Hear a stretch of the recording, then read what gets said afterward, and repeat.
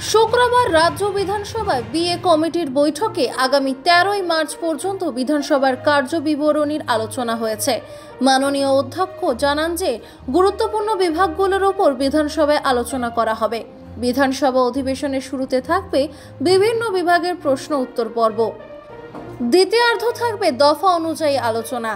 এখন রমজান মাস থাকায় প্রত্যহ বিধানসভা তাড়াতাড়ি শেষ করার পরিকল্পনাও করা হয়েছে।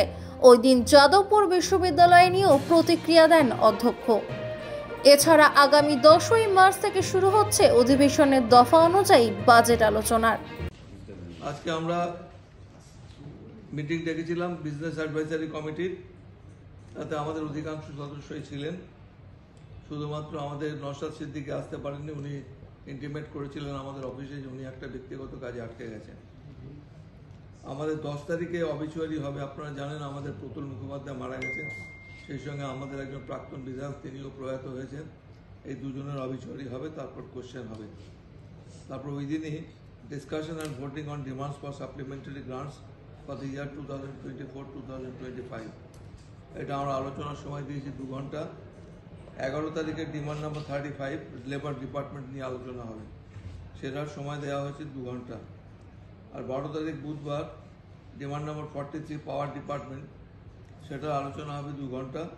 আর 13 তারিখ demand number 40 panchayat and rural development department, এর জন্য আমাদের সময় বরাদ্দ করা হয়েছে 2.5 ঘন্টা। প্রত্যেক দিন আমাদের কোশ্চেন আনসার হবে সকালবেলায়। মেনশন কেসেস যেরকম হয় রেগুলার বিজনেস সেগুলো হবে।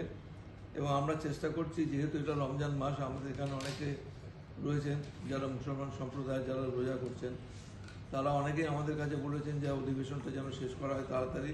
মাননীয় মুখ্যমন্ত্রী তিনিও আমাকে বলেছেন যে 4টের মধ্যে যেন অধিবেশনগুলো শেষ করা হয়, সেটা আপনি দেখবেন।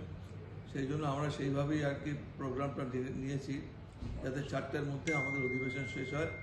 যারা এখানে রোজা করছেন তাদের সুবিধা হবে, তারা বাড়ি ফিরে যেতে পারেন বা এখানেও তারা রমজান মাসের রোজা ভাঙতে পারেন।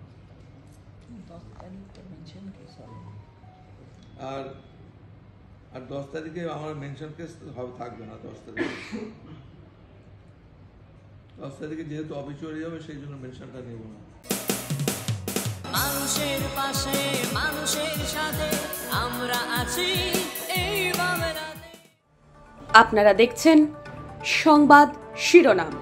দেখলেন তো অনেক কিছু, এবার দেখুন নতুন কিছু।